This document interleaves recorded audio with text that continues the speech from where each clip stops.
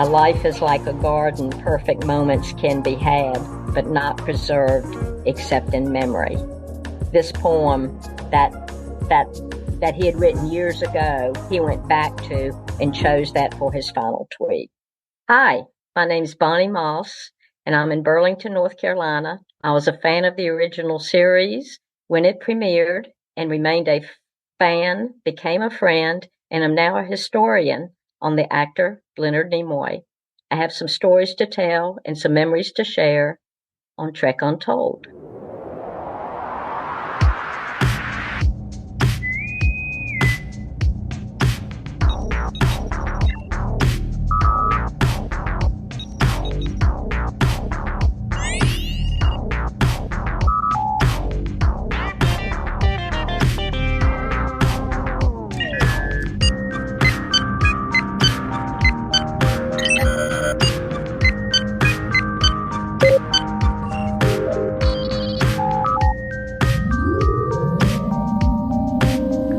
Welcome to Trek Untold, the Star Trek podcast that goes beyond the stars. I am your host, Matthew Kaplowitz. This week, we're celebrating the life and times of the late Leonard Nimoy. This week, on March 26, 2024, Mr. Nimoy would have turned 93 years old. But unfortunately, he left us far too soon back in 2015.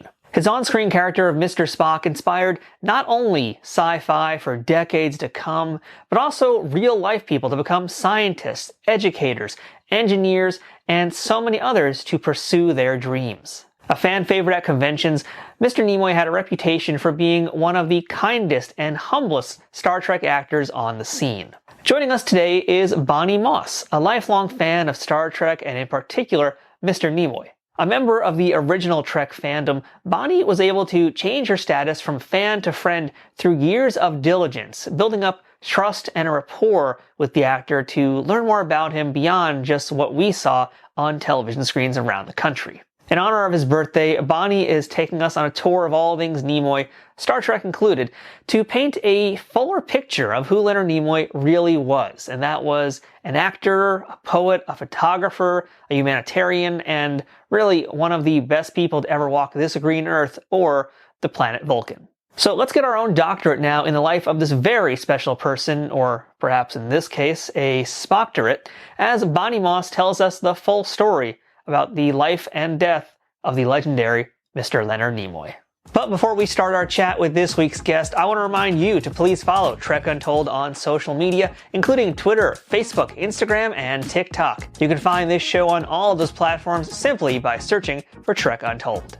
Make sure you subscribe to this show, whether that's on the audio platform of your choosing or on YouTube, where the video version of this show lives. And speaking of, make sure to check out our YouTube channel more frequently for episodes of our new mini show, Tales from Trek Untold, as well as other sci-fi goodies. And of course, don't forget to leave ratings, reviews, comments, and whatever you can do no matter what platform you're on to enjoy this podcast and show others that you're digging it too. If you want to support this show financially, please consider becoming a Patreon member at patreon.com/TrekUntold. Shout out to Trek Long Island, who is having their second annual convention this summer at Hop Hog, Long Island, New York, from May 31st to June 2nd. Headlined by Melissa Navia from Strange New Worlds, Armin Shimmerman, Chase Masterson, and J.G. Hertzler from DS9, Ethan Phillips from Star Trek Voyager, and Gabrielle Ruiz from Lower Decks. Among many other modern and classic Trek shows, this 3-day event will feature autographs, panels, including some with yours truly, and other ways for you to hang out with the stars and meet your fellow fans. You can learn more about this event or buy tickets for it at treklongisland.com. Now, without further ado, let's go ahead and beam in this week's guest. Computer, access interview file. And joining me now on the other side of the screen, I'm privileged to be chatting today with a Star Trek historian, although I think we can call this person one step beyond that because they're more of a Spockumentarian, I'd say. We're joined today, all the way from North Carolina, by Bonnie Moss. Bonnie, how are you today? I'm great, Matthew. Thanks for having me. Appreciate it. We got to meet a little while ago back at the first Trek Long Island event, and we kept missing each other. But I'm happy we finally made it work almost a year later. We got it done, Bonnie. That's right. Better late than never. Exactly. And I enjoyed that convention. That was a nice convention. So it was nice to meet you and a lot of other people who had been names to me, but not faces. So that was great. Yeah, for me, that was actually my second ever Star Trek convention. I know for you, you've probably done like tons of them. For me, that was number two. Wow. Yeah, Wow. so Well, you blended in perfectly. thank you, thank you. I try to fit in.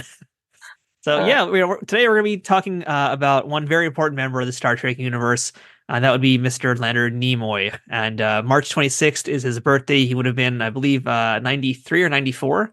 93. He and Wow, William Shatner are the same age. So so they're 4 days apart, their really? birthdays, No. same year. So whenever, so William Shatner's 92, he'll be 93 in March. Leonard would have been 93 in March. So, Wow. So yeah, I mean, we're going to be digging in today to a lot of the history of Leonard Nimoy beyond just Star Trek, because there's a lot to this man. You were privileged enough to be able to spend a lot of time with him through the years. But before we get into Mr. Nimoy, I want to get a little bit of background information about you and about your love of Star Trek. So, can you tell us, Bonnie, where you grew up, who your parents mhm. were, and what they did, and what did little Bonnie want to be when she grew up? Oh my. Okay. This is one of those questions you told me that might be ones I'm not anticipating. And Yep, that's one of exactly. them. I was actually born in Virginia, but was raised in Burlington, North Carolina. My father worked for what was then the Western Electric Company. He was a senior engineer, which begat AT&T, which begat Lucent Technologies. So he started with what was known as Western Electric, and retired with AT&T. And he was an engineer with defense missile systems. So worked a lot with Hercules and Titan and Safeguard missile systems that were defensive, for the government. After he retired, I just add this, he wanted to keep working, and so he went to work for GE in engineering, and was worked on one of the components for Space Mountain at Disney World.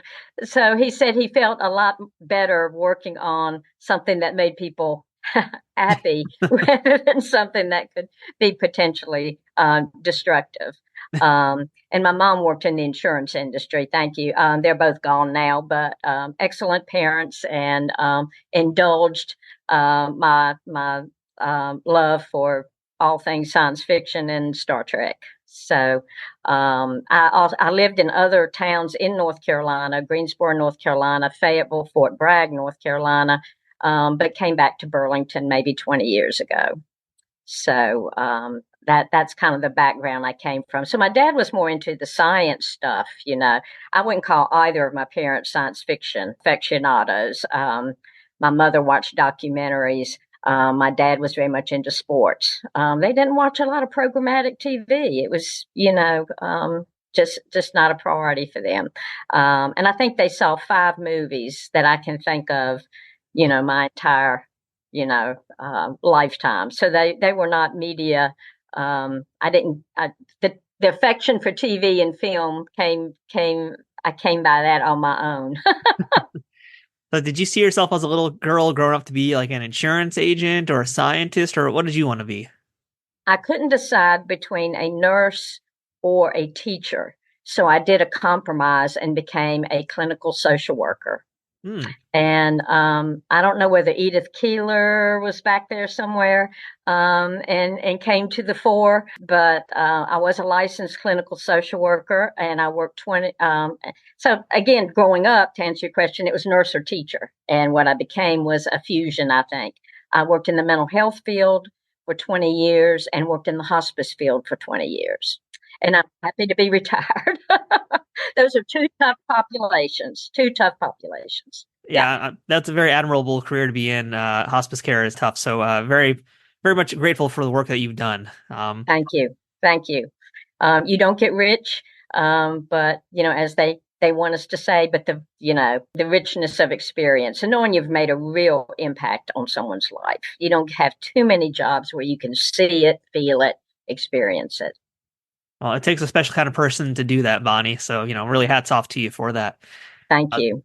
So I'd like to kind of find out now how Star Trek eventually fits into this here. But like, growing up, were you into like science fiction? Were you a fan of things like Lost in Space, or, how far, without going into any details of whatever, but how far back does your love of sci-fi go? Well, I was a child of the '60s. I was born in the '50s.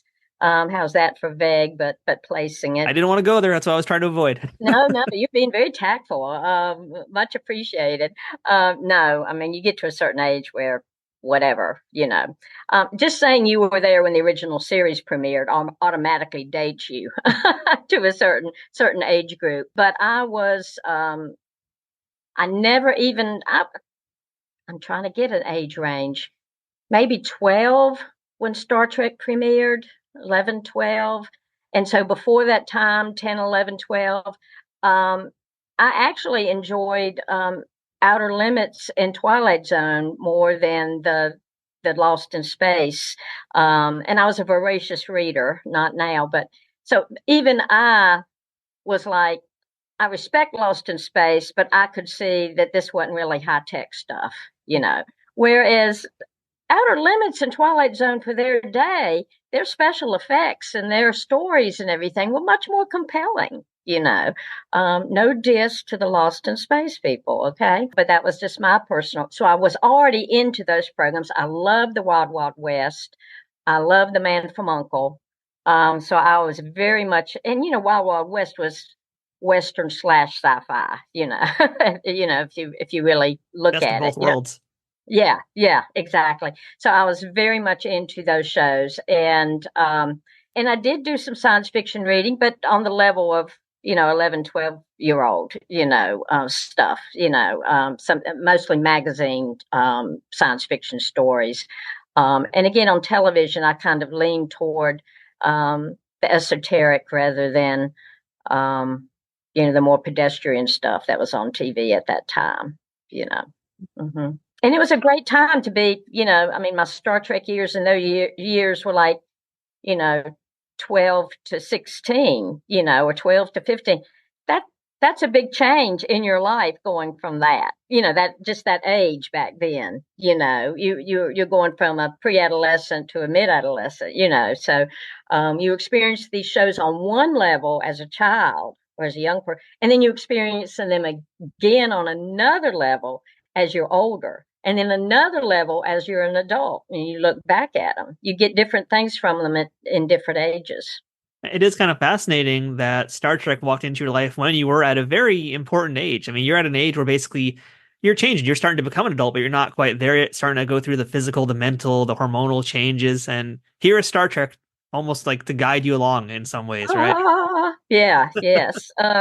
It was the timing was wonderful.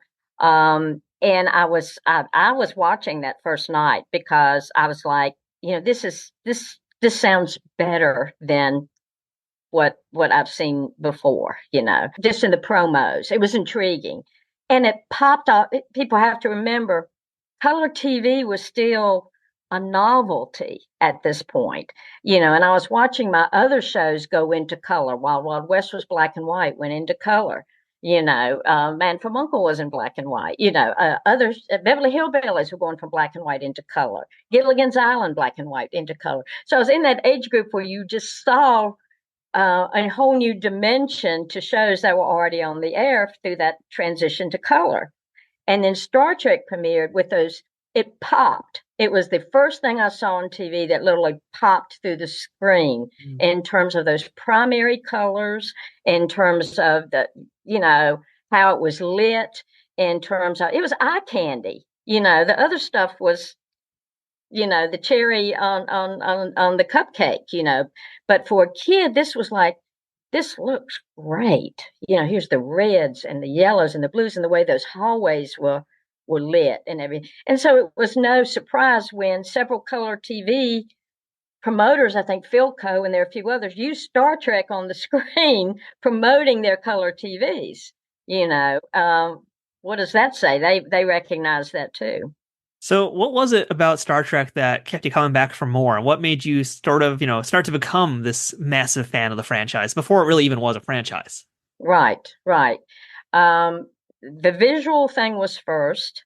The fact that I was drawn to science fiction, played into that. I liked the characters. I thought the characters were three-dimensional, and even the aliens were three-dimensional. In so many shows you had the aliens, but you didn't know what they were really about, other than destroying or, So this was new, to have characters that were more fully developed, and when they encountered the unknown, um, it wasn't immediately deemed to be dangerous, hurtful, nor were the aliens always trying to hurt them. They were misunderstood, perhaps, So you get all that layering in there. And then, I was in North Carolina in the mid 60s. Okay. So there wasn't a lot of diversity. That has changed with how North Carolina has grown industrially and banking and so forth. Um, didn't see many Asians, didn't see many Russians, didn't see many, you know, other nationalities, So that was a great exposure, And I remember when we would play Star Trek. Now this is on the end of, being the 10-ish, we would play Star Trek, go on swing sets, and that was the Enterprise, and we would play. Everyone wanted to be Sulu. They didn't want to be Captain Kirk. They didn't want to be Mr. They wanted to be Sulu because he was different. He had a cool name. It was fun to say. And so here was that diversity, and it was, I was fortunate to be in an environment where it was embraced, And so the novelty of seeing that diversity was there. And you put it all together and you have something you can't wait to see the next week, because literally you did not know what to expect. It wasn't, oh, here we're going to have the alien of the week. Well, that might be an episode where there's not even an alien. There's Kirk's going to be replaced by a computer. I mean, it wasn't predictable. It wasn't predictable. And so I think all of that came together. And lastly, again, being in the mid 60s like that, what we were seeing on our TV every night was the assassination of Robert Kennedy. I was in elementary school when John Kennedy was assassinated. I remember when they sent us all home. And of course, in the mid 60s, Bobby Kennedy, Dr. Martin Luther King Jr., all of this was on our TV screens every night. And there were only 3 channels then. Hello, maybe 4 if you counted PBS. So that was all on every channel, every screen. There was no escaping it. So as a child, you're wondering, and you're seeing Memphis going up in flames in the riots, post Dr. King, and you're trying to make sense of it all. You're just trying to make sense of it. And the Vietnam War was raging, and every night Walter Cronkite. This always perplexed me. I would close the newscast with a Vietnamese flag and a United States flag, with the casualties of the day, or at least the casualties as were reported for the day. And the Vietnamese would have lost, 200, 222. And the U.S. had lost 5. And I'm thinking, how then are we losing? I mean, what's going on here? Why is this raging on if if the numbers are like that daily? So even as a child, I was like, this doesn't make sense. This doesn't make sense. This doesn't make sense. And there was Star Trek to say, someday it will. Someday we'll be beyond all of that. Money will not be, a primary motivator. We'll all get along. We'll look back on these days as when we were savages. So that inherent optimism that Star Trek had was the other pull, because that helped me make sense of what was really going on. Okay, this is what we got to go through to get to that. So it was Star Trek that kind of changed your view of the world in a lot of ways. Mm-hmm. Mm-hmm. Mm-hmm. The optimism and wanting to help others. Yeah. And it seems like that definitely informed some of your choices later on in life. Right. Absolutely. I ended up, and again, this is as an adult when I would look back and see City on the Edge of Forever. And they said, that, let me help, will be, as important as any other thing we could say. And I'm like, wow, that's kind of was my mind's, before. I didn't notice that the first time it was broadcast. It was, of course, establishing, Keeler's character and everything. But, the let me help part, that was from that episode, was it not? I'm going to take your word for it because I think you know that better than I do. Yeah, well, I'm sure there'll be people who will, certainly correct that. But it was in one of the episodes where that was deemed just as important, so it got. But the social worker part with Edith Keeler, I think definitely, not at the time, but subliminally, probably assisted that. Mm-hmm. So is it safe to say that Spock was your favorite character? Yes, and I'm certainly not alone in that. I mean, I went from enjoying Star Trek and all the things I said previously to enjoying and trying to figure out the Mr. Spock character and realizing the layers of depth there. He was very emotional. He just didn't, display said emotions, except under duress or under some kind of, so they had to be there or they'd never be exposed. But they were exposed on many an occasion, so you knew they were there. And I think that was so masterful of Leonard Nimoy to be stoic. And that's why a lot of actors didn't want that role. Well, I'm just going to be, unresponsive. What actor wants to do that? They want to emote. They want to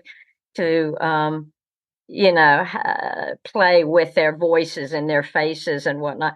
And Leonard was able to convey that stoicism, and yet you're not bored with it. You understand there's something more there. And I think even then I was like, he's showing he's not feeling, but I can tell he's feeling this, And there you go. That's why you get 3 Emmy nominations, folks. At least other actors recognized this was quite the skill, to convey or not convey, different layers of who Spock was. So he very quickly became the most intriguing. And of course, the qualities that everyone's familiar with, the loyalty, the intelligence, the very dry sense of humor. All of that came with it. So I started buying movie magazines. Now, of course, as a kid, I'm begging my mom for the 25 cent. That's what movie magazines cost back then. TV Picture Life, Modern Screen, Photo Play. And so in the grocery store, I'm, Mom, I want a new movie, here, go away, here's your quarter. And I would stand at the stand to see which ones had the articles on Leonard Nimoy because I was interested in Spock. So I started collecting movie magazines with Leonard Nimoy in them. And what I read about him, and of course, movie magazines, there's some rose-colored glasses there, and they always have an angle, but there's also some basic truths, in the article, even though it may be flowered up a bit. And so what I read about him in terms of, interviews where he seemed to be intelligent in real life, that just didn't seem to be limited to the character. He seemed to have a conscience. I was aware of some of his political activities through some of the more mainstream magazines. He marched in protest for the migrant workers in California with Cesar Chavez. It was he was politically very active, and so I started liking the person, and he was interested in music, and he, you could tell then there was more to him than just playing the Spock role. So that went from Star Trek to Mr. Spock to, liking the man who played Spock. And before we start going down our real deep dive into Mr. Nimoy, I want to kind of go back to your personal fandom a little bit here, because I want to talk about the cancellation of Star Trek. And I'm curious, if you were ingrained into the fandom yet. We know famously the Trimbles are part of that campaign of letter writing to help get Star Trek just at least some notoriety again. And right. I'm curious, if you were involved in any letter writing stuff as well, or what was it like for you? Because here comes this show that's life changing for you, and now 3 seasons later, it's gone. Right. I remember the frustration at the move that they kept moving the times. They kept, and I think at least one year they were up against Laugh-In. Well, I loved Laugh-In, And I was like, well, I put my two favorite shows, against each other. I remember being frustrated by that and just trying to find it because, I don't think we received a TV guide. You got your TV thing in the newspaper. And if somebody didn't keep Sunday's paper, well, you're just gonna have to flip among those three channels and or those times, 8 o'clock, you got to check. 9 o'clock, you got to check, because they would move it, So I remember those things more than the actual, cancellation. Again, there was no social media back then. There was no real way for a bunch of fans throughout the country to communicate. You could have enclaves in California and New York who could protest at NBC, but they were in the area. Those of us elsewhere could not get to those places. And what would be the means of communicating? You didn't have a way to communicate with other fans. You only knew the fans in your area. And long distance calls were very expensive and prohibitive. Your parents weren't going to let you get on the phone and talk for an hour to someone in New Jersey. That wasn't going to happen. So I think the cancellation, I wasn't on the front end in terms of the letter writing and whatnot, because of where I was, because of the information I had, because of the age I was.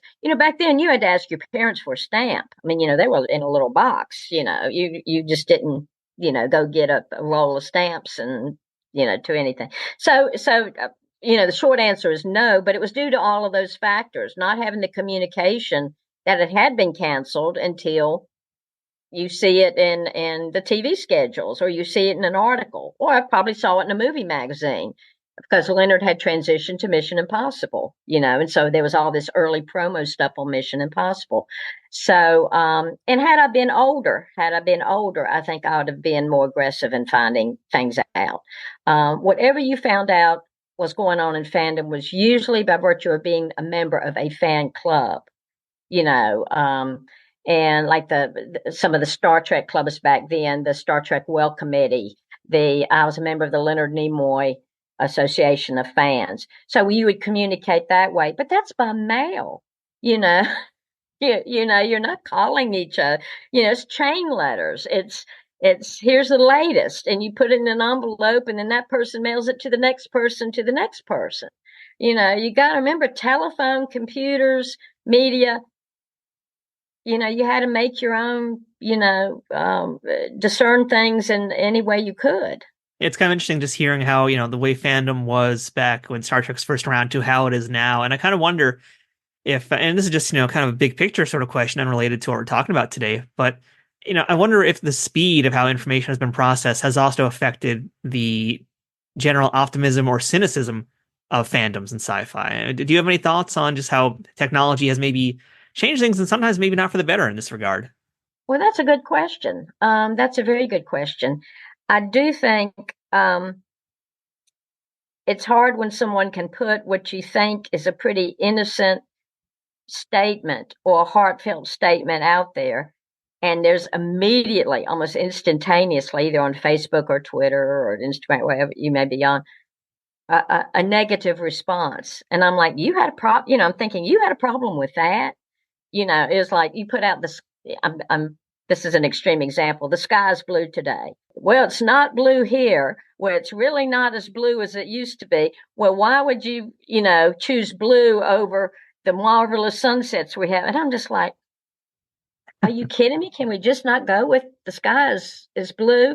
So people are more oppositional, and they're more oppositional very quickly.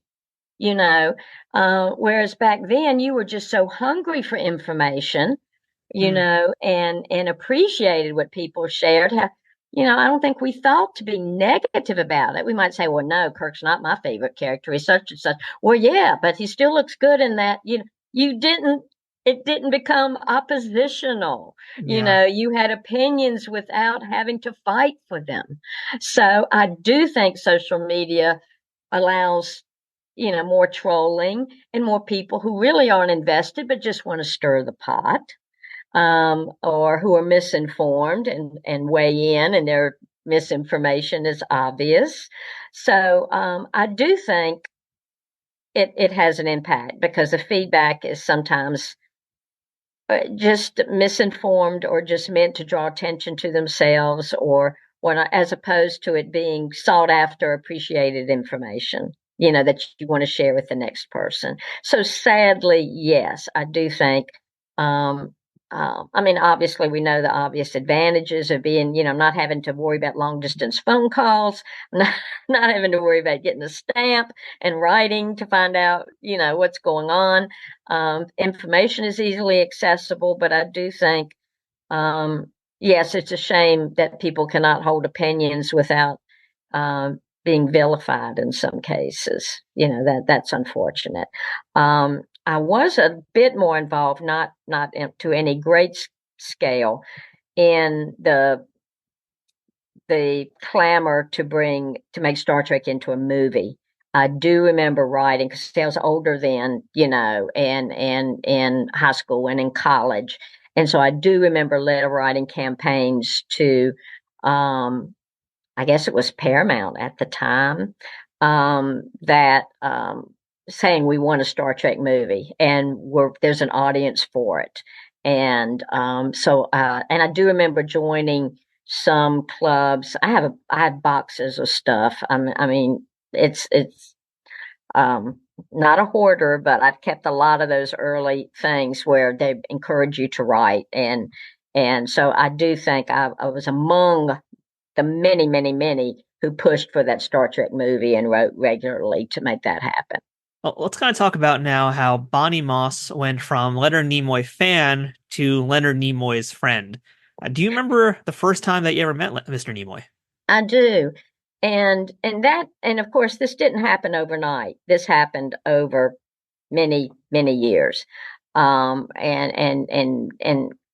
on the backside of Star Trek, Star Trek had already been, done. I knew Leonard by being virtue of a member of his fan club. We did get regular newsletters and yearbooks. Louise Stange, who is still with us, was the president. Not the first president, but the one that had stayed the president the longest. And she did a very good job at getting information out to us about Leonard. He did a lot of theater, more theater than people realize. And he also did a lot of college lecture tours, I mean, all over the country. So in the 70s, by virtue of, these postcards you might get, Leonard's going to be in your area, it's still all through fan clubs. This was still pre, social media. So the first time I saw him was actually in 1976. He came to the University of North Carolina at Greensboro for a lecture, and I and several friends went. And again, just like I kind of liked what he was like in the magazines, I was like, well, let's see what he's like in person. But still, hoping no illusions would be shattered. And of course, he came out and he was handsome and he was funny and he was intelligent and he handled the crowd well and he was sincere in his appreciation. And so, okay, I was like, okay, this is a win. He's really personable and did not meet him on that occasion. Got another notice. So that was furthering the process that he was going to appear in a stage play that he adapted, directed, and starred in a one-man show called Vincent, and it was regarding Vincent van Gogh. And this, he is actually playing Vincent's brother, Theo or Theo van Gogh, who is eulogizing his brother at his funeral. And it's a one-man show. Leonard comes out, acknowledges that his brother has died, and then you kind of get through him the life of Vincent van Gogh. And back behind him are projections of Vincent's work that change throughout the show. So you get this really immersed in Van Gogh's work, and it's always amazed me how actors can memorize volumes of lines, and this was a show. So he was going to do this in Washington, D.C., And of course, if you're in the deep South, Washington and Atlanta is pretty much all you could hope for back then in terms of major, stage productions. So I decided to go up to Washington with a friend to see him in this play. And of course, we were both enamored, and we said, well, let's buy 3 tickets. Let's go see 3 shows. And so we did. We went up to Washington, D.C., and we went into the theater to pick up our tickets. I guess um, what do they call that? On call or something like that. Will call. Yes, thank you. And so we went in to get our tickets, and the lady handed it's just the box office at this theater, and it was on the campus of Catholic University in Washington, D.C. And I jokingly said, is Mr. Nimoy here? And she said, well, he comes and goes. I know we had a rehearsal this afternoon and blah, blah, blah. And I said, okay. And I said, well, can we peek into to see the stage? It was mezzanine and then some double doors into. And she said, oh, sure, you can take up, And so I opened the door, and he was literally coming up the walkway. And I was like, oh God, I really hadn't, really was just wanted to see the stage. And he was coming up, and of course my friend Olive and I, we started backing up because we were actually in his way. And of course he stopped, and and I was like, I just was going to look at, and he was kind of chuckling. He knew he had caught us unawares, Well, of course I had a huge tote with all of our stuff in it, and I had one of his poetry books in there that had just come out. So I brought it out, and I said, do you mind? He said, oh, no, not at all, not at all. And it was just us, in the lobby, and the ticket lady behind the booth. And so he signed it, and I always remember this. And this was meant as not flirtatious, but it was just funny. While he was signing, I said, are you going to bring Vincent further south? And he kind of looked down and looked up, and he went, how far south do you want me? and And I said, well, North Carolina would be good. And he said something like, oh, I could tell you were, from the South or something like that. But it was very disarming. How far south do you want me in that voice, And he did bring Vincent to Atlanta the next year. So I take full responsibility for bringing that to the South. As you should. And he handed me and he said, so you're going to be seeing the show this evening? We said, yes. I mean, he was interested. It wasn't like go, albeit there weren't 20 million people in there. And I said, thank you very much. We look forward to seeing the show. Thank you for coming. And he went on out. And the lady behind the ticket booth was going, and she was like, I knew he was in there, but I couldn't tell you, and she was thrilled that we got to see him, which I thought was very sweet. So before the show that evening, we decided to find out where the stage door was because we wanted to greet him afterwards and maybe get another autograph on our Leonard Nimoy Association of Fans yearbook. So we went around to the back, and we were like, oh, and there were like 2 or 3 other people there, 2 or 3 other ladies. People are very naive if they don't realize Leonard had a huge female contingency, the guys liked him for a scientific mind. The women liked him for a lot more. So anyway, there were like 2 or 3 other ladies there. And so we started talking, and we were just ignoring the stage door because we had found it. Now we were talking about the show that evening. And it had started to rain, and we're like, oh gosh, you think they'll let us in the lobby? Do we want to go back to our, we had flown up there, so we didn't have anywhere to go. Maybe we can go in an academic building until the rain stops, blah, blah, blah. Well, the stage door opens, and we thought we were going to be shooed away, and we're like, we're just out here, as the doors open. We're going, we just want to find. It was Leonard who opened the stage door. And he goes, what's going on? And we said, well, we wanted to find the stage door but to see you this evening. And he started laughing. I mean, he was just him. And we don't know why. We think later maybe he was going out the stage door to have a cigarette, but, he opened the stage. And he said, well, it's raining. We said, yeah, we're going to look for a place to go until the show. And he went, you're going to get wet going anywhere. Come on back. So we were invited backstage to the show. And he stopped. in the hallway. The scaffolding and everything was everywhere. And he said, well, where are you from? And he looked at me and all of me. He said, I saw you guys this afternoon. And we were like, yeah, we're still from North Carolina. And the other people said where they were from. This was consistent. If he was in a small crowd or a small group of people and met you, he wanted to know where you were from. He wanted to know what you did. He wanted to know how far you came to see the show. And then he would be incredulous that you came more than 10 miles to see it. I mean, I'm serious. You know, he was like, from North Carolina, I mean, there was a modesty about him that he was touched when people came distances or made sacrifices to see him. And so he wanted to know as much about us as him. And of course, I had my infamous tote, and Invasion of the Body Snatchers had just come out. And again, no social media, no, anything like that. I had written the studios. And see, this is how I started my collection. We may touch on that later, but I have an enormous collection. I wrote the fan magazines. I wrote the studios. I wrote the theater. I wrote anything and everything. And, as you know, back then, people, they'd just send me stuff. They didn't care. It wasn't all these copyrights and for, they were going to throw it away. They just threw publicity stuff away. Magazines threw the photo shoots away, the proofs and everything. So they're like, okay, this kid wants it. Well, I had a still from Invasion of the Body Snatchers. Oh, wow. And I bought that out, and it was of him as Dr. Kibner. And I took it out, and he held it in his hands, He said, I have not seen this. And he said, how did you get it? And I said, right at the studio. He went, really?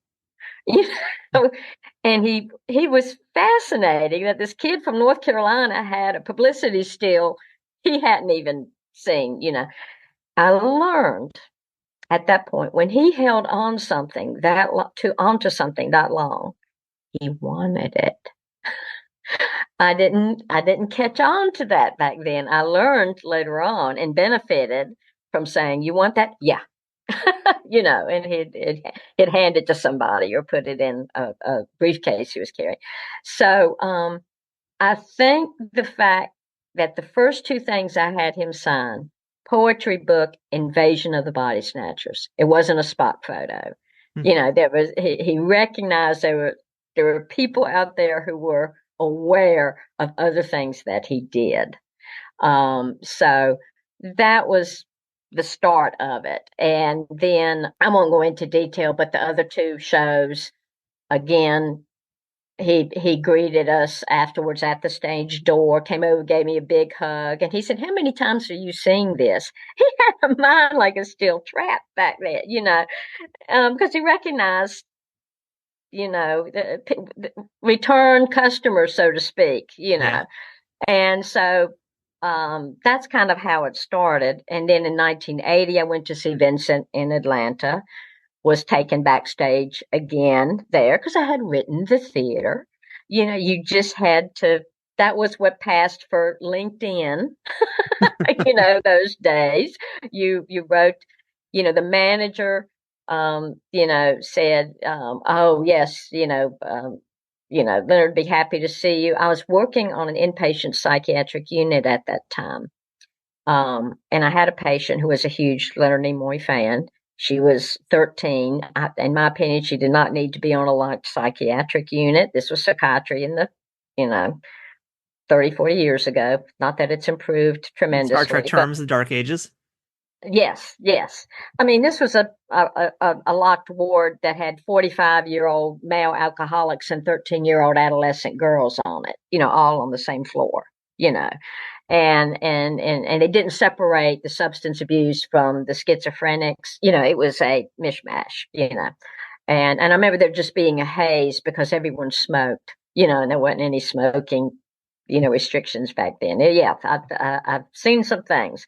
So anyway, when she heard that I was going to Atlanta to see Leonard Nimoy, she was like, please, can you get me? I said, I can't promise anything, but so I wrote the theater, indicated that I had seen Vincent before, but was coming down, wanted to get an autograph for this young patient. And when we got there to the theater, it was the Peachtree Playhouse, which I learned later Leonard had played there back in the day when he was stationed there in the Army. He was stationed in Atlanta, and his daughter Julie was born in Atlanta.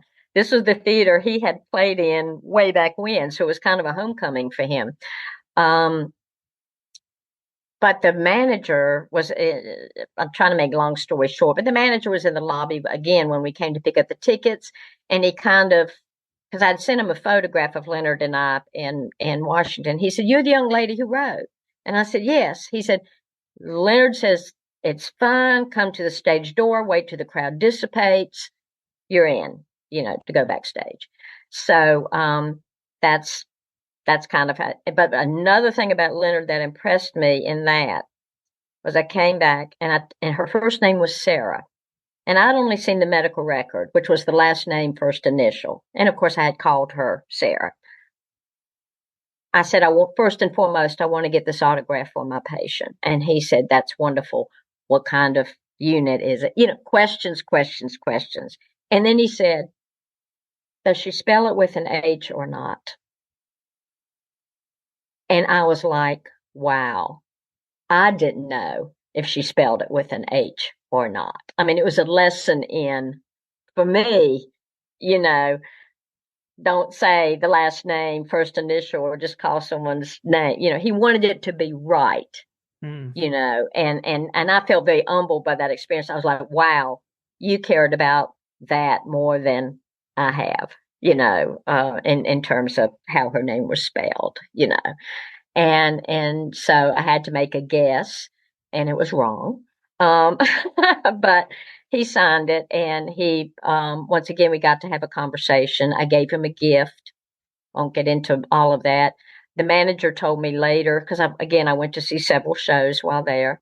Manager of the Peachtree Playhouse told me later, "Leonard hung your gift in his dressing room." I said, "You got to be kidding me." He said, "No." He said he was really touched by it.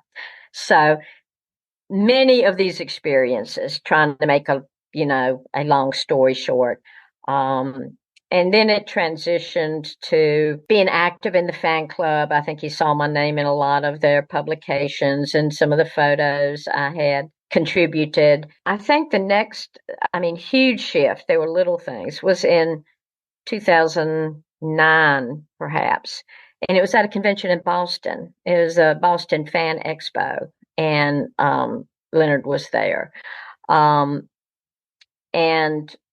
in that convention was very pivotal because both Leonard's parents and his first wife, Sandy, had written me several times, usually as a result of having sent them something or having, and Sandy would always write back and say, "Leonard and I had never seen these pictures, and then where did I get the pictures? From writing other places saying, send me stuff." Then I would pass them on. It was a chain letter, except it was to the Nimoys, this one. So she always wrote back. His parents were lovely people, never met them, but they would write me. And they didn't care about who knew their address. They put Nimoy in their address in a suburb of Boston. They were still living outside Boston at this time. So at this convention, I had decided that I wanted to give Leonard one of those letters from his parents because they said some things I felt he wanted to hear. He had a kind of he never felt he could please them 100%. They didn't understand what he did. They appreciated it. They certainly understood it was popular and he was a success, but the nuances weren't always there. So during that convention, I gave Leonard that letter. That meant a great deal to him. He was almost tearful when I did do it. The minute I thought it out, he said, "That's my mother's handwriting." I said, "Yes." And he said, "Oh, wow." And I said, "I want you to have it." And he said, "Really?" I said, "I want you to have it. I think you need to read it." And boy, that cemented things. That really cemented things. And that was another one of the conventions where he called me up on stage, which he didn't do that to too many fans. "Oh, come up on stage," because I was wearing a shirt with his photography on, picture of, And so he came up and used me as a model to talk about his photography and everything. So there were, and the same convention, I was kind of teasing him, and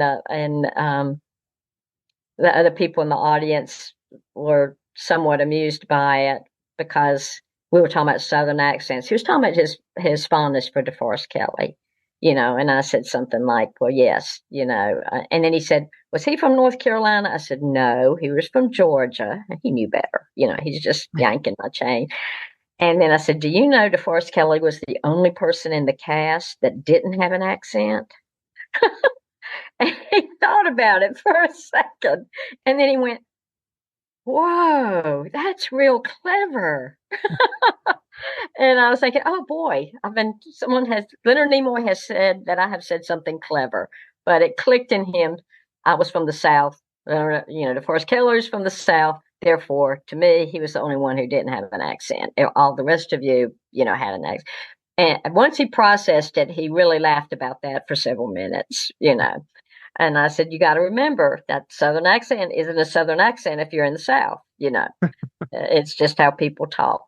So that convention was pivotal. I earned a lot of trust from him there. And I also met one of his business acquaintances by the name of Gary Hassan. Gary Hassan was and may perhaps still is the owner of Lightspeed Fine Art, who sells a lot of artwork, prints, and whatnot that are Star Trek, Star Wars related. They were based in California. I think they're based in Florida now. But anyway, Gary Hassan now primarily functions as an agent, a booking person. He'll accompany stars to conventions, kind of their right-hand person. And but I think he's kind of semi-retired now. But anyway, he was with Leonard at this convention and had a table for Lightspeed Fine Art. And I was at his table after all of this, and he said, you're the woman Leonard asked to go on stage. And I said, yeah. And he said, he enjoyed you like that. And I said, he said, you coming on stage and someone gave him a letter from his parents was the highlight of his coming to Boston for this convention. And I gave him the letter from his parents. And he leaned forward and he said, are you kidding me? And I went, no. And he went, those are the two things Leonard said he remembered most about this convention.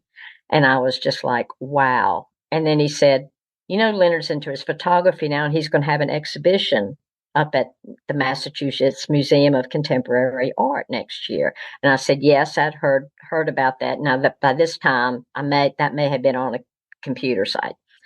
And I said, and Leonard mentioned it in his talk at this convention that he was having this exhibition. I said, yes, I would love to see that, but I'm sure it's, nosebleed stuff and everything. And Gary said, I'll see to it you get a ticket.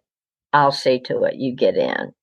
And I said, wow, okay. As it turned out. And so Gary and I stayed in touch for a long time. And Gary would, to his great good credit, said, Leonard likes you. He trusts you. He would let me know, there's a convention coming up in such and such. Leonard's scheduled, but he's not going to be able to come. There's a conflict. Just wanted to give you a heads up before you booked it. And I was like, this is great, and he worked closely with Leonard, mostly business types of things, but he certainly knew Leonard's. But again, and I know this is probably way too much information for most people, but don't want people to think this happened overnight or this happened due to one event. It was a sequence of events, And that next year he did have that exhibition in Boston. As it turned out, it was open to the public. However, it's all about networking, Matthew. You know this. That's how you get your guests. But I contacted the museum and I said, I'm hoping to come up. I'm a big fan of Leonard's, and is there going to be a reception that I could possibly see him? Is there going to be this? Here's a few pictures of Leonard and I over the years. Damned if they didn't email me and say, we would love for you to come. We want you. And there are some sponsorship opportunities. And one of them is for Leonard to take your portrait. as your secret self, because the exhibition was called Secret Selves. But you can, definitely you will make sure you see Leonard was the first part, whether you sponsor anything or not. And I said, no, I think I'd really like to have my portrait taken by Leonard Nimoy. That would be kind of cool, So I, went into the piggy bank and said, and worth every penny for the amount of time I had with Leonard that entire weekend. I mean, my God, you'd pay 3 times that through creation or something else to have a tenth of that experience, So, and I was helping the museum. I was sponsoring the exhibition. So I ended up being his primary sponsor for the Secret Sales exhibition at Masmoka. And so as such, we had a lovely morning, of him taking my portrait as my secret self. We had time at the reception. We got to have more and more conversations. I met Susan for the first time. We hit it off quite well. I was at the dinner the night before, where other members of Leonard's family were there, Julie and Adam and the grandkids and all. And this was a small dinner at a restaurant at the museums. It accumulated. It just accumulated. And so from there, and Leonard was lovely at the dinner, and he and Susan was seated at different tables, and I was at a different table too. I went over, they took me over to his table because I arrived late because my flight was delayed, of course. And he stood up, greeted me very warmly, and he said, I appreciate your coming. I appreciate your support of the photography. He says, I make no money off of this. I make none. My photography I invest in rather than see as a, because I'm so, and we started talking very briefly. And he mentioned in the course of this conversation, he says, you remember that letter you gave me from my parents? And I said, yeah, I do. Think of the number of fan interactions he has. He said, I keep that on my desk. I keep that on my desk. And I said, and I thought, wow, what I thought was the case, that this would mean a lot to him, but by something, a few things his parents said really did mean a lot to him. And so that overwhelmed me. And shortly thereafter, I said, well, we need to both go eat. He's like, yeah, and then he turned to the museum person and said, make sure she meets Susan.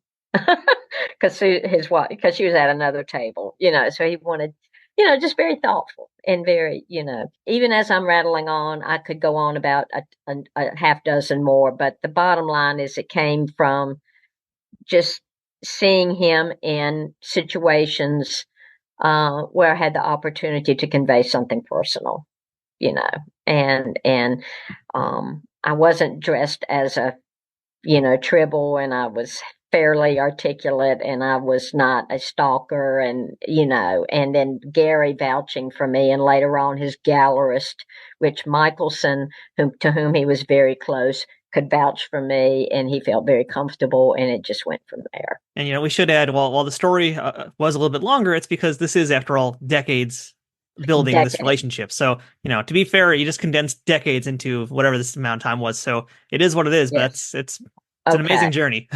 Okay. Well, I do hate to go into such detail, but it explains, when people say, I met Leonard twice, why wasn't I a friend? It's a process. And I was very fortunate. Yes. And I was fortunate to have some of the circumstances I did, and was very, very aggressive early on with obtaining things that he was interested in terms of his career, in terms of his, much later on when our paths crossed, I handed him a photo that the Boston Globe had sent me, because there had been an article in the Boston Globe. I wrote the Boston Globe and said, can I have the picture from this article? Sure. And it's stamped on the back, property of Boston Globe, and so I asked Leonard to sign it. Once again, he had seen the article. He hadn't seen the proof. He looked at it and he went, how did you get this? And he was never upset. He was fascinated by it. It wasn't like, oh my God, he wasn't angry about it. He was, and I went, I asked him for it. And he went, I mean, good for you. He applauded my ingenuity sometimes, and of course he, signed it. And so um, I just think it was a combination that I earned his trust, and he saw me in situations other than or in addition to a Star Trek based, Yeah. scenario. It sounds very much like that's what it was, that you were able to kind of respect him as an artist beyond just that one thing he did. That was really, in a very, very important part of his life, but also a footnote compared to everything else that he has done and wanted to do. Hmm. And I think that kind of brings me to the next point I want to talk about, which you mentioned was his photography. So, Hmm. a lot of folks might not know the different artistic skills that Leonard had. Can you talk about a little bit about his photography, what kind of things he liked to photograph, Hmm. and what kind of a photographer was he? His interest in photography went all the way back to his childhood. I mean, he has mentioned this in some of his books where he had a camera. And of course, this is when he was still living with his parents and grandparents in Boston. And he would develop things in the family bathroom. He'd go buy the chemicals, he'd go, just take more pedestrian photos, of things. And he loved the experience of being in the dark room. And of course, he said we only had one bathroom. So, I learned how to develop things. you know, I heard a lot of banging on the door while I was doing this, but this was, something from childhood that fascinated him. Now, what his initial, um, later on, he would say it was the idea of creating something that had not been created before. So think about that. When you take a photo, it's your perspective, it's your, vision. No one else is going to take something exactly like the photo you took. So again, it was his buying into the creative process in another way. And I think that was the initial hook. He actually studied photography at UCLA in the 70s. I mean, in coursework and in intensive study. He didn't come by it casually, so he was a serious student for a long time. He kept a lot of the photos, sometimes it was pedestrian, scenery. He would take photographs on location. He took a lot of photos in Spain when he was doing a movie called Catlow. He took, more artistic photos of family members, and people may not have known they were family members. And it was when his first wife Sandy came home one day with a book that combined poetry and photographs. And she said, you like writing poetry, you've taken these photos, maybe you can do what this guy did and put them together.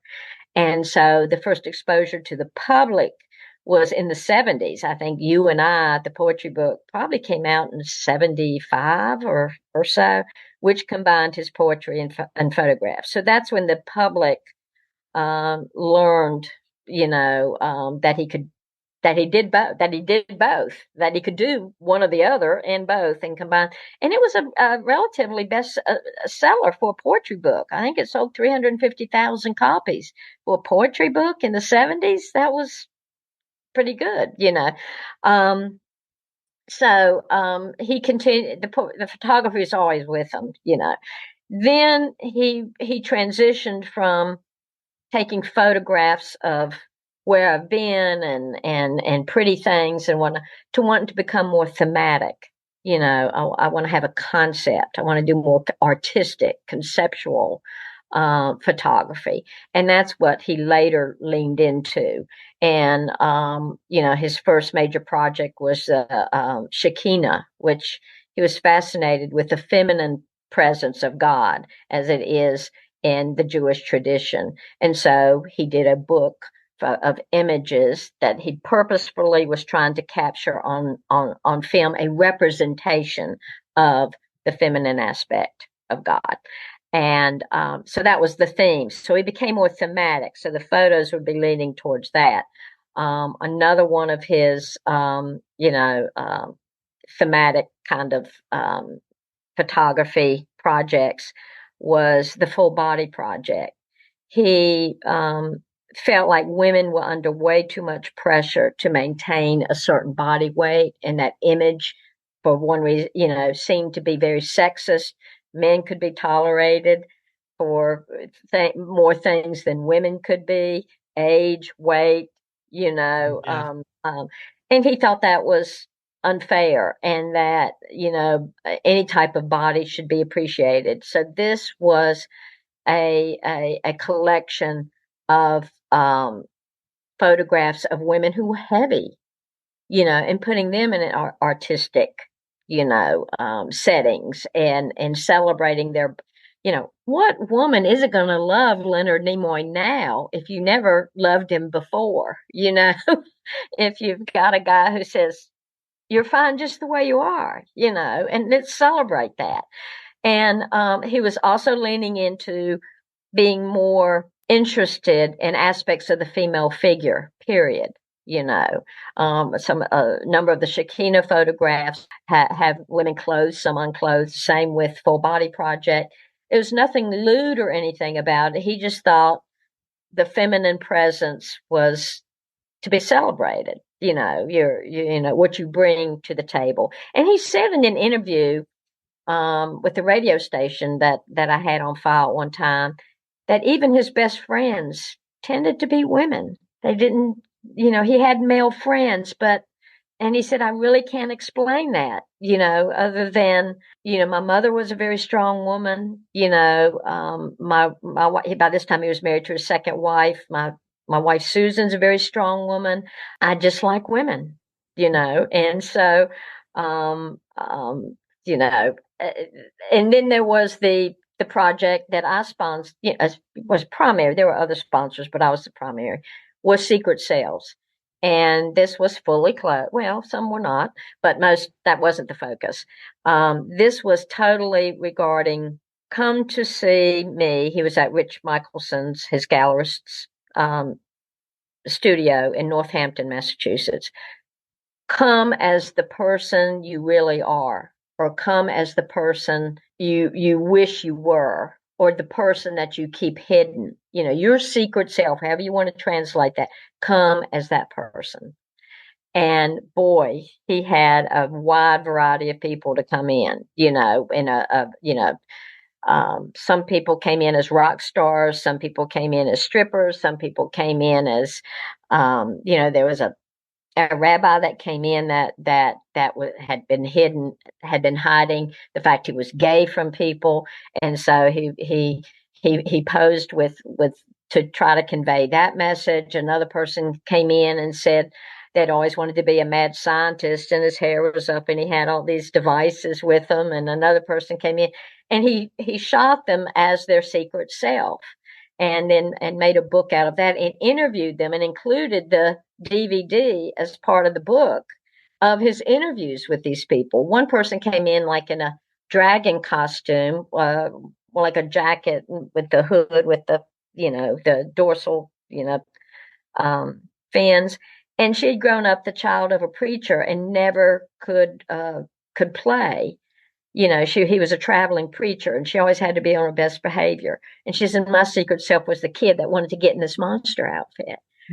So he captured people just really being somewhat vulnerable, being somewhat truly honest about themselves that they hadn't been before. And I don't think if Leonard didn't have the personality he had, he wouldn't have gotten the stories out of these people that he did. And so, so this is how, and this was his first color photography exhibition or book. The others had all been in black and white. So there was always, and then he went from, darkroom photography to digital. So he made all these transitions as the world did, to, so his photography was constantly evolving, from the, as I say, the darkroom to the computer, from black and white to color, to what's going on around me, to things that were very conceptual and very thematic, so there was that progression. On a sad note, he later implied, of course, he was a voracious smoker for a number of years, 2 packs a day, for like 30 years. But he thought also, and I don't remember what interview this was, that the hours and hours he spent in the darkroom with the chemicals, he was inhaling all of that stuff all of that time too. And he would spend hours in a dark room. He thought that was his escape. That was his He loved the process of creating, but he just liked the solitariness of it, and that he could just be with it. But he thought back later, I did that so many years. Those chemicals probably were not, real helpful in that process too. Hey everybody, we'll get right back to the interview in 1 second, but I wanted to remind you all to check out Trek Untold over at Patreon. Patreon is the best way to directly support creators of things you like through a monthly subscription of an amount that you can choose. Trek Untold has a few different tiers already with different benefits, ranging from early access to episodes, the ability to ask a future guest questions, exclusive merchandise, and other bonuses that I'd love to offer, but first I need to grow that Patreon community to do that. Trek Untold has been around since mid-2020 and has grown a ton since then, thanks to listeners and viewers like you. Through a platform like Patreon, you can help me keep improving the quality of each episode and keep bringing you new interviews with folks that make the Star Trek universe what it is. If this community can grow more over on Patreon, I can offer new perks like watch parties, exclusive Trek Untold episodes, being able to directly interact with guests, and other things, but in order to do that, I need to know my audience wants these things. The best way to tell me what you want is by supporting us on Patreon, so please, check us out at patreon.com/TrekUntold today and become a bigger part of the Trek Untold family. And now, back to the interview. Yeah, I knew a little bit about Leonard's photography, but one thing I didn't really know as much about was his poetry. That's like pretty much all new territory to me. And more so, I didn't even know that he did a combination of those two things together at some point. But I'd love to hear now a little bit about Leonard Nimoy, the poet. Do you happen to have any of his books nearby? I think I do. His first books came out in the 70s, and I would think at like 75 to maybe mid 80s, was the progression. And then there have been some compilations that have been published. I think the last one was in 2002. You can still find some of them on eBay. You can find them. This is one of the compilations, and he could be very. This was a compilation and probably came out in 2002. This is just poetry, not all of his books were poetry and photography. This one is primarily poetry, but he could be very amused with his poetry. I'm just going to read two to you. And then he could be very serious. So he was very whimsical, could be very whimsical and also a lot of it was very autobiographical too.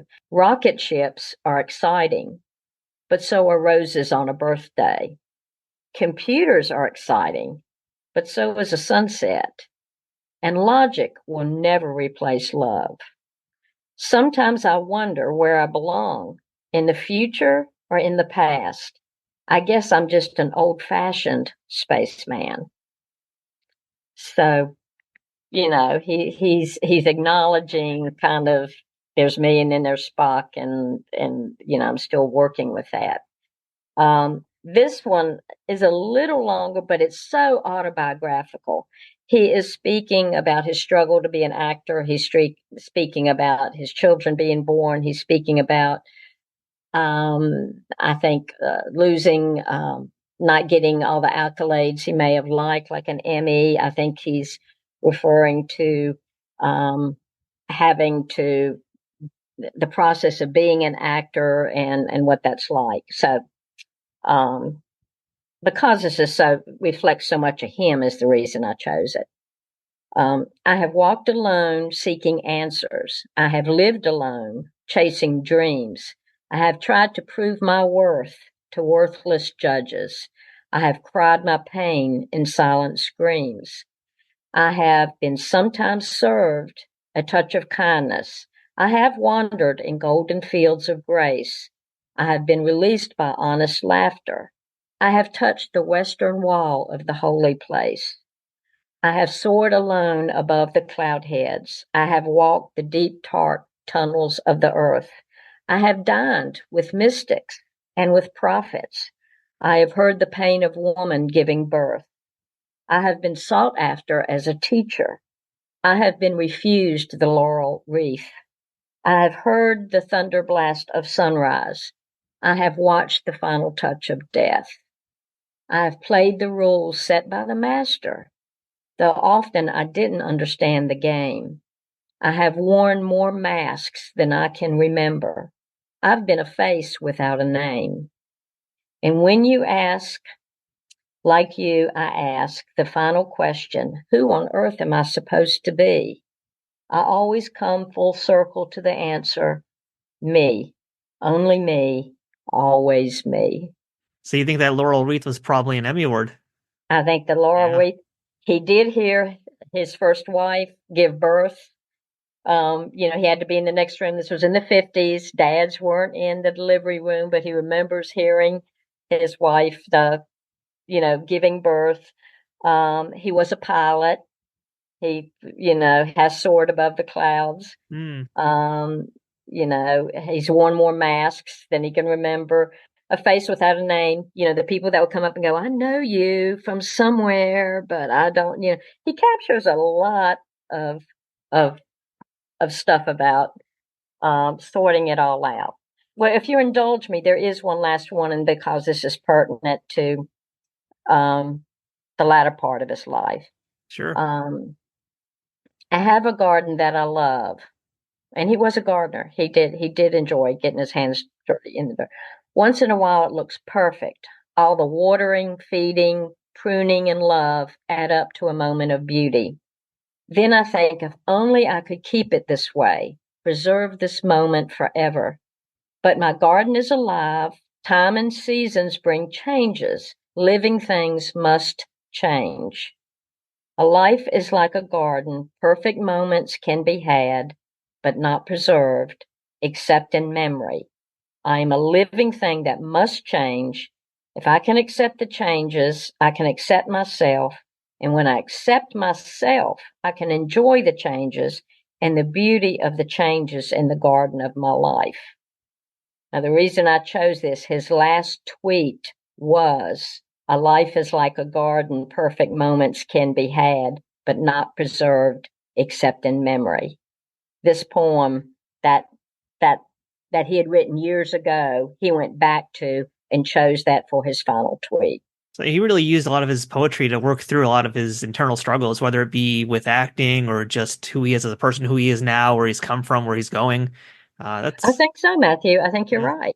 right. He could process it through that. Mm-hmm. And thank you for people either do not realize or have forgotten that he was a poet, he was a photographer, he was a director, he was a writer, he was a producer, he was a philanthropist. Renaissance man that term gets thrown around a lot, but in his case, is actually true. I think. Based on your experiences with Leonard, I mean, do you think, and I don't know if he ever voiced this to you, but do you think that he was ever concerned that like people might be listening to his poems or looking at his photos more because they want to just support him because he's this guy from the Star Trek world? Or, was he worried that they weren't really looking at him and appreciating his actual art skills and what he was trying to say with his work? I think he was putting it out there and then just letting the chips fall where they may. Some people will be drawn to it because they're interested in poetry. Other people may be drawn to it because Leonard Nimoy is on the cover. Other people may be drawn to it that don't even know who Leonard Nimoy is, but liked the photo or liked the poem. So I think he realized there would be various motivations for buying or participating in his work. And he was like, I'm putting it out there. And I think I'm paraphrasing something he's actually said, let the chips fall as they may. In terms of his photography, interestingly enough, someone, and I don't know whether it was Susan or a friend of Leonard's or what, submitted his photography to Rich Michelson, who became his gallerist, without attaching his name, Mm. and asked, what's your opinion on these things, on these photos? Because Rich, his gallery, takes photography, takes other artwork. It specializes, ironically, in children's book illustrations. But Rich is a fascinating individual, and he and Leonard were very close. They emailed every day for the last, I don't know how many years of his life. And Rich said, told whoever submitted them, this is good. no, this is good. This is worthy. This is who is this guy? Yeah, I might be interested. And then he knew of Leonard Nimoy, but wasn't into Leonard Nimoy, and so he was on the photography, at least on the gallery level, respected for the work before they knew whose it was. And there are several museums across the country that have a Leonard Nimoy print, and museums don't take prints in their accept prints for their museum because a celebrity is attached to it. They have to see the artistic merit. The Hammer Museum in Los Angeles, Los Angeles County Museum, the New Orleans Museum of Art. These are legit museums that have, a Leonard Nimoy in their collection. So I think a lot of us, might not know or have known about the photography and the poetry, but I think many of us do know about Leonard's stint as a singer. And particularly, I want to ask you already know where I'm going with this. I want to ask you about the Ballad of Bilbo Baggins. That's like a viral internet thing. I'm curious if you ever talked to him about the Ballad of Bilbo, or just, what was up with his singing career? Right. We did not. When anyone would, we did not, to answer your question directly, but he always, chuckled. I think he thought the two areas in which he was least comfortable, I don't want to say comfortable, at least adept in. He said he was a poor draftsman. When he tried to draw, it was terrible. I mean, he had trouble even with his name in cement. When he did it down at Disney World. I mean, he was like trying to figure out spatial things. His name ended up. He realized he was a poor as he called it, a poor draftsman. He used that as opposed to artist. He knew his limitations as a singer. He wasn't immune to that. He said in the 60s, though, everyone put out an album that was on television. I mean, think about it. I mean, Jack Webb even put out an album from Dragnet. Lorne Greene put out an album. I mean, and Dot Records came to him, and said, would like to play, So it was kind of something that you did, back then. William Shatner put out an album, and boy, I don't even want to open the can of worms as to who is the better singer, because people have very strong opinions about that. But I think it was something that once again, he felt, this is another outlet. This is something I haven't done before. Let's play with it and let the chips fall where they may. I mean, and so. And he was even recording albums into his Mission Impossible days. I mean, I think there are like 5 or 6 albums in all, and maybe only 2 came out during the Star Trek things, so he continued it. No, he didn't. He grew more comfortable singing it in the later years. People would request it at conventions, and he'd do a chorus or 2 of it. He would never sing the entire song. He probably couldn't remember the entire song, but he would do the Bilbo, and in fact, he did it at that convention in Boston. It was asked of him, and he said, and then he went, "That's enough," So he'd do it, and of course, he did it very famously in the commercial that he did with Zach Quinto. He's singing it in the car, So he saw it go from, this is something I want to try, to maybe this has become a pop culture, joke, to this is a fond memory, to this is fun, to give the people what they want. I think it was all of the above. But he knew. He couldn't hang his hat on singing, but I think he enjoyed, once again, the creative process of putting out these albums. I think he likened his style as to like being more like Johnny Cash, as opposed to, an opera singer or anything like that. I did not see him in any of these productions, but he must have felt comfortable enough singing, because he did musicals. He did My Fair Lady. He did The King and I. He did musical productions. So he after Star Trek, so he, probably said, hey, what the hell, I'll do my best, and I probably won't get rave notices for my singing. But if you got him in the right key and in the right circumstances, he wasn't terrible.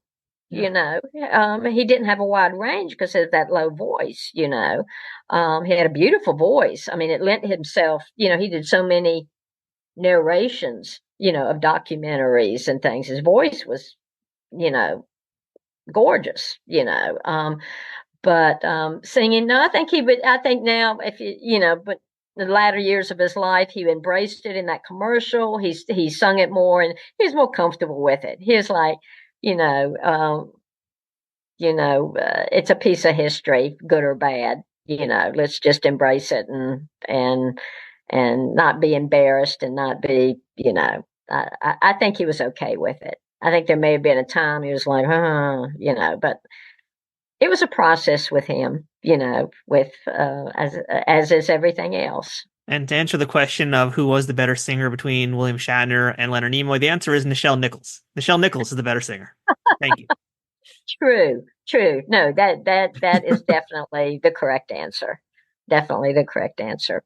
And of the '60s people, it was probably Ed Ames who actually was a singer. He played Mingo, on Daniel Boone. But he was a member of the Ames brothers. Google it, people. They were chart toppers back in the '50s. But yes, Nichelle definitely has them all beat. So, I want to see if we can actually get some insight on something else that is more or less related to Star Trek, and that would be the relationship between Leonard Nimoy and William Shatner.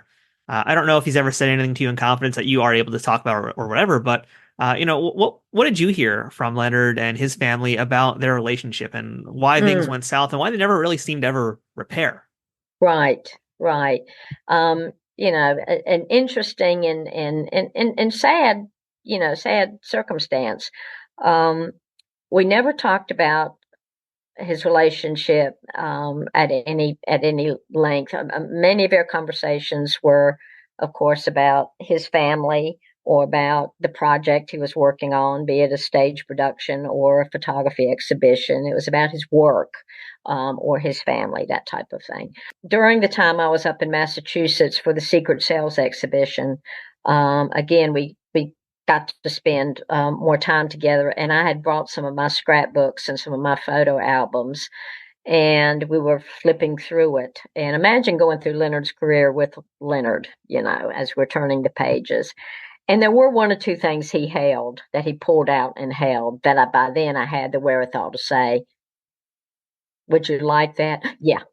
And so he took several things. And of course I'm going, but then again, there's stuff he wanted, and of course I wanted him to have it. I truly did. So anyway, in the midst of going through these things, I would have a few Star Trek things in there. I had a separate album of Star Trek. Then I had other albums of his theater work, his TV work, and his movie work. So he was be flipping. He'd go, well, there's Billy. Well, that's when Billy and I were doing that. Well, that's when we were the Jewish Nazis, and, he'd make comments like that. And and usually said Billy, which I thought, I didn't know whether that was a term of endearment or he's tweaking him a little bit or he's, publicly it was usually Bill, Bill and I were at this convention, but it was Billy. Yeah, there's Billy. And so I wasn't quite sure. It wasn't said in a mean way, but it was also kind of I don't know. I just thought it was interesting. I didn't hear him refer to Billy publicly very much. Perhaps he did, and I'm wrong. But privately, it was usually Billy. Interesting. So I'm not quite sure what that was about. I think, as most people know, they had their ups and downs through the years. I mean, and we didn't talk again. Our conversation set was not usually about Star Trek, but they did have their very public ups and downs, and their personalities are very different. They had a lot of things in common, but they in many ways were quite different too. And in terms of what was the last straw, I don't think there maybe was one thing. I think it was probably accumulative. And of course, as Leonard grew sicker and he was sicker for a longer time than people realized that he had been. I mean, his decline was longer than what was publicly known in terms of his difficulty breathing, in terms of his stays in the multiple stays in the hospital. He did have hospice care for that for those final days, but the decline, and I think that was might have been part of it. You know, when you're sick, when you know you're probably terminal, you you focus on your family, and you focus on getting things done, and you focus on your and in his case just breathing. He was exhausted from just trying to breathe, even with oxygen and everything. So I think part of it was him just letting go of a lot of external stuff in his life. He became more insular. And I think that relationship was part of the things he thought he could part with, while he was trying to do all of this. Again, first and foremost, there was not, I don't know of any one reason. I'm piecing it together too, but I know he limited a number of his contacts with friends, and because he had to. He didn't have the energy for it, and he wasn't well. And when you don't feel well, you really don't feel like entertaining people, or having company, when you're that sick. I did have very gracious of her. I had lunch with Susan Nimoy back in 2019, pre-COVID. I was out in California, and she very graciously said, I'd love to have lunch with you. And we went to Factor's Deli on Pico Boulevard, which was Leonard's favorite delicatessen. And she pointed out the things on the menu that he liked, and it was all the high salt things, the sardines and the gefilte fish and this and this and this and this. And I said, how was his blood pressure? And she laughed, and she said, his blood pressure was great. He would eat all of these things. And she said, his blood pressure was great. His mind was great. He had no lungs. He just had no lungs, So it was in the context of this conversation, we were, talking about those final weeks or months. And I don't know how Bill's name came up, but it did. And she said, well, what is he doing now? And that told me that there had not been any contact. You're asking me what William Shatner's doing. So obviously the two of you have not stayed in touch since Leonard's passing. And I said, well, he's still on the conventions, circuit, and he's still very active and still filming things and still involved in a lot of projects and still traveling. And she went, really? And I said, yeah, he's still, and she went, wow. And I realized at that point that was my golden opportunity, and I missed it, to say, what happened there? And I think she would have told me, because she had been very generous in some of the other things she had shared with me. And I, just didn't take the beat, or you look back on conversations with people and go, why didn't I, and I think she would have shared that. But I think the fact that she had not stayed in touch and did not really know what he was doing, and I don't know whether that was by Leonard's request or just Susan feeling there's no reason. You remember Susan wasn't there until in the Star Trek, wasn't there for the Star Trek series. She wasn't there until the last two movies, and then the Kelvin timeline was, so she didn't have the history with Shatner that that Leonard did. It remains a mystery. I do think Susan is very forthright. I mean, very honest, very forthright, very tells it like it is kind of person. I do think if William Shatner picked up the phone and said what happened, she would tell him. But William Shatner, to our knowledge, and that's not a slam, he has his prerogative to handle things how he wants to handle them. But his saying, I really don't know what happened, when he says that, I want to say, pick up the phone and ask Susan, because she's not going to sugarcoat it, you know.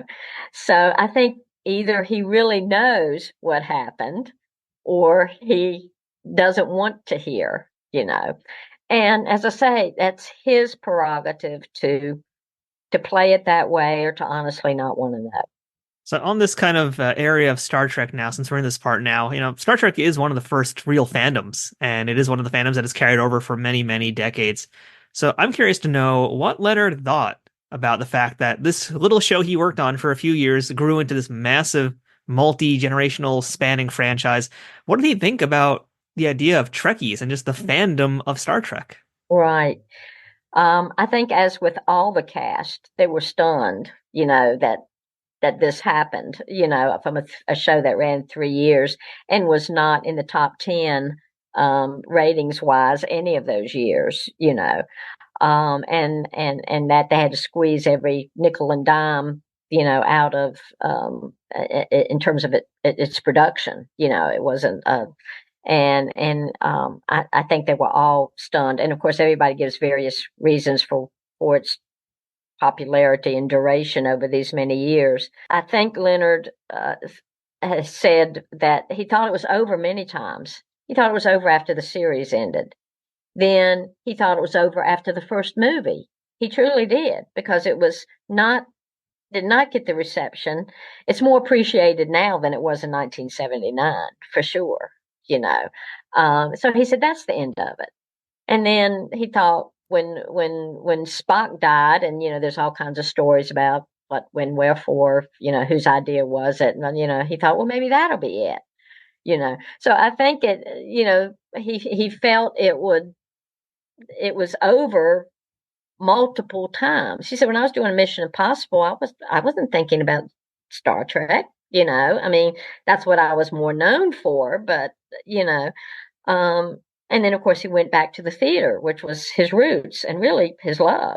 Was actually doing theater. I think he went through phases with it, which are well known. First, he was oblivious of it because they were living their lives and they were doing other projects while this groundswell was going on, and then he felt it was keeping him from doing other types of things, and so there was that period of, I want to step back from it. I really, need to be known for other things. I want to do other things. I don't want to be a one note. I want to do this. And then there was the full circle coming around, that, I need to recognize that this is meaningful to people and therefore needs to be meaningful to me again, So I think there was this rapprochement about it. He did mention, and I think it was half in jest, but he preferred the term Trekker to Trekkie. I think he felt Trekker was, who's all about dignity, was a little more dignified, than Trekkie. But he certainly wasn't going to go on a tear about that or a campaign about that. And he's like, the press is going to do what they do. And I've always noticed when the press is covering conventions, they tend to go to the most bizarre looking person rather than the scientist, that is at the convention. I think that's gotten a little better, but during the 70s, my first convention was in the 70s, probably. It was in Atlanta, and it was back when you paid one price and you got all the photographs and autographs and access to the stars. Yeah, I don't know what that's like, Bonnie. You wanted, and none of them had bodyguards, and if you had spare seat at the table for breakfast at the hotel, thing, you sit down with them, and it was that type of thing. I feel like I need to get that shirt. I may be old, but I was at all the cool conventions. Like that one that says, I may be old, but I heard all the good bands. That it needs to be a T-shirt like that. It's a whole different time. But I think Leonard was, again, first oblivious of it, then avoidant of it, and then embraced it. So you've kind of touched on this a lot through some of the different questions and answers we've gotten here about Leonard today, but I'd love to know if you could talk to us a little bit more really about those final days of Leonard Nimoy's life. Like, I don't know if you remember your last conversation with him and just, where he was at, and I guess to take it one step further, had he ever talked to you about how he wanted to be remembered?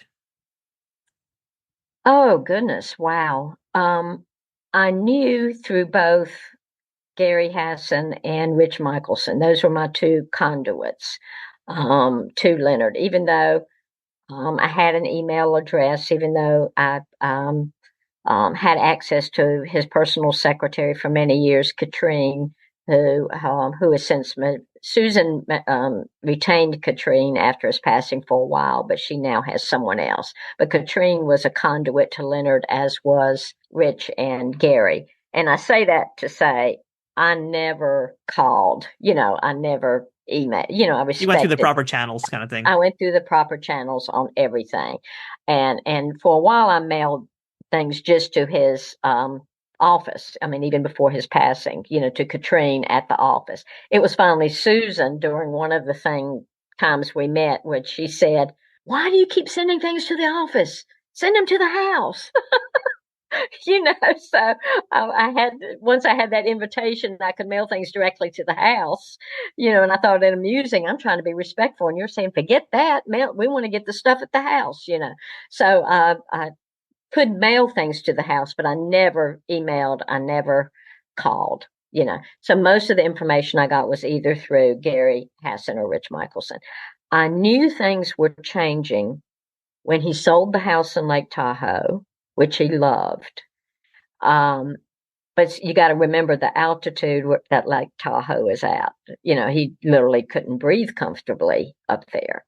So when I heard the house had sold, I was like, And then after Christmas or the holidays, he and Susan usually went on a trip, on a beach trip, St. Bart's or Cabo San Lucas or, something. They no trip, after Christmas. And so I'm piecing, kind of all of this together. He had to cancel some appearances. And there was a revival of Vincent in New York that he had committed to, not to do, but to be there to answer questions afterwards. Vincent meant a lot to him. Now, Leonard did tell me Vincent was a blessing in his life, quote unquote. He canceled that.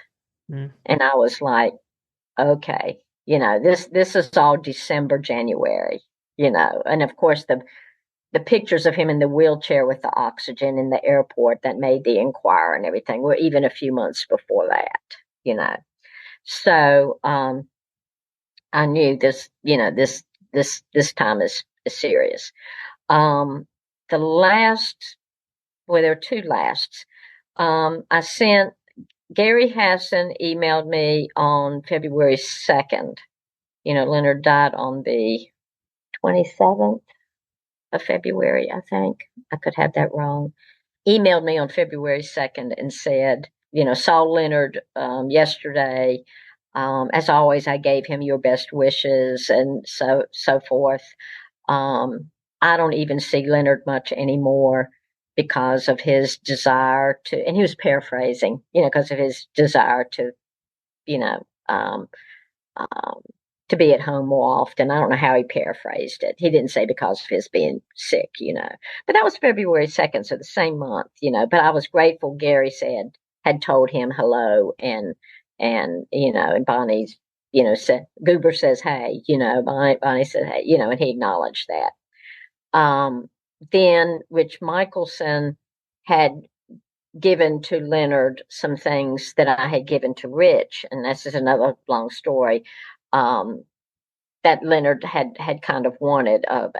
Playwright Clifford Odets, I presume it's pronounced like that, or Odets, who wrote one of the early plays Leonard was in, and I had some materials on him. So again, I think this was in February.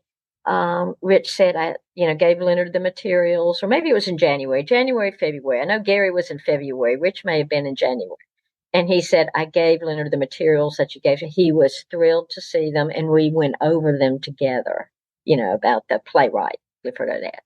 So those were the last two things. And then Rich had told me he was in the hospital. And Rich had just written a book called Fascinating about Leonard, a children's book. He was a children's book author in addition to being a gallerist, which is multidimensional, just like Leonard was, which is why they were so tight. And Rich said, I told Leonard he was going to have to go on tour with me to promote the book. And then there was something like, and again, I'm paraphrasing, but that may or may not happen, something like to that, extent. And again, I'm paraphrasing, excuse me, Rich and Gary, if I'm, being inaccurate. So I knew with all these signs with Tahoe and with this, and canceling things that I knew were very important to Leonard, that Vincent thing, that this and that. So, my last communications were really through Rich and Gary. Probably some months before, I had ordered a photograph, and Rich had told Leonard that I had ordered a photograph to add to my collection. And Rich forwarded the email from Leonard, and it said, I'll get on it. Or I think he needed to sign it or number it or something. He says, I'll get right on that. And then he went, and please thank dear Bonnie. And I think that was very, very, very touching for me. And I appreciated Rich forwarding that. He said, you need to hear it from him, not from me. So, it was still a shock. It wasn't totally, I was perhaps slightly more prepared than some people who didn't have some of the backstories, but it was still a shock. I was working for hospice at that time. These were, and I talked to one of the oncologists with and he knew I was a big fan of Leonard's, had him on my desk, had photographs and whatnot. And so he asked me, he said, is your friend still in the hospital? And I said, yes, he's been in there a bit, but they're discharging him. And it seems like right away. And he crossed his arms and went, Bonnie, when you have a hospitalization like that and you're discharged right away, you're probably going home and I went, yep. And indeed, that was exactly what had happened. Leonard had preferred to pass at home with his family with him. He was able to tell everyone, he was able to have the conversation with everyone as to his being proud of them, what they meant to him. What a blessing to be able to do that. And Julie's husband later told me, I said, I read somewhere, and this might be hearsay, and you don't have to answer, that he actually passed and had a smile on his face. And her husband said, that's true. That is true. And I said, wow, that's, if this has to happen, could it have happened under any better circumstances?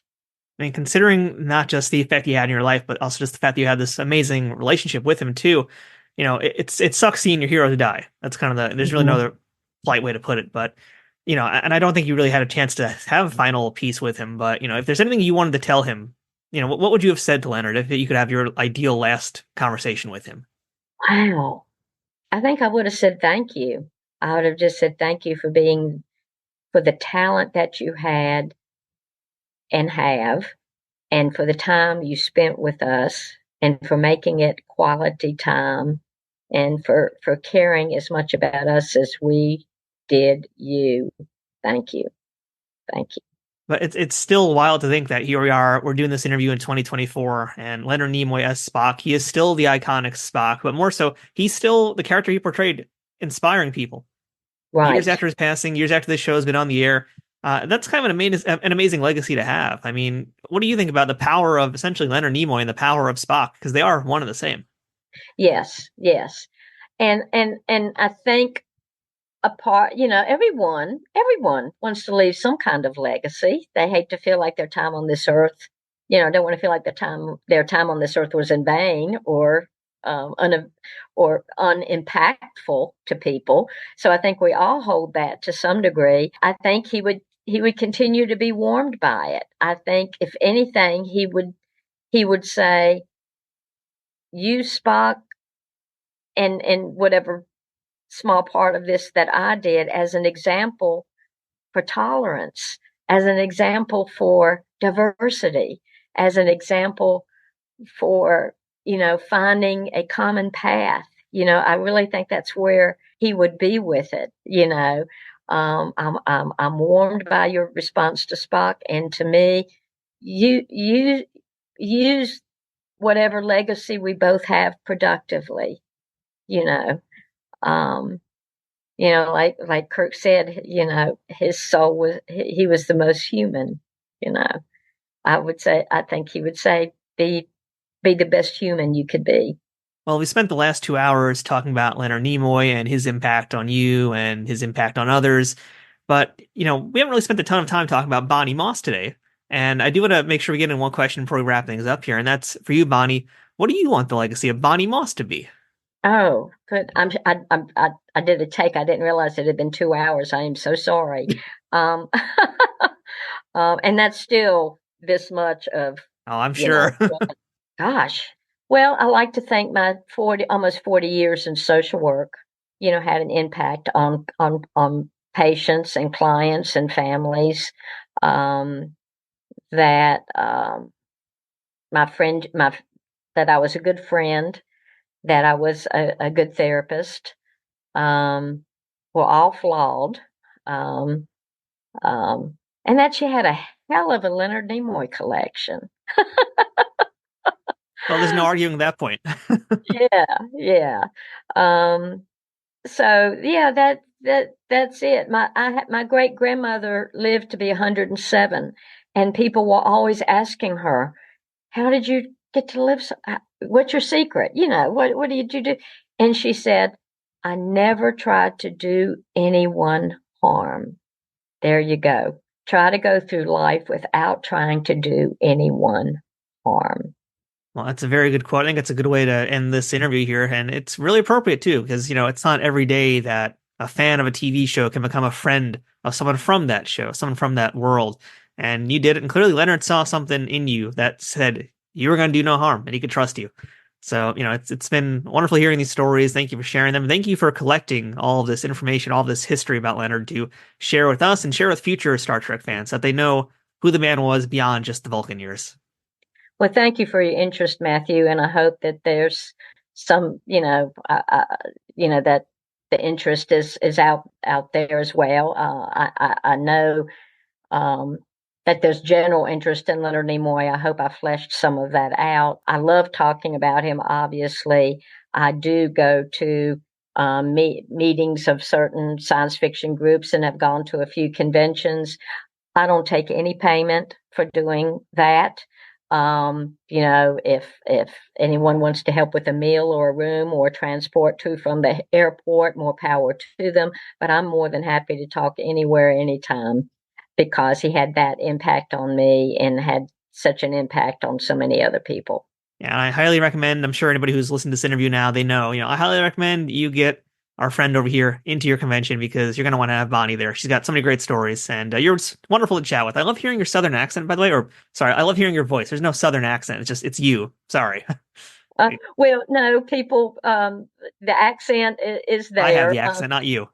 Yeah, well, at Trek Long Island, I and Edwin Thrower, a good friend, we interviewed Oded Fair, yes, and we interviewed him, and I think Edwin asked him he was British, so he was being faced with this British accent and this Southern accent, and Edwin asked him, are you getting confused with their which one of our accents could you do?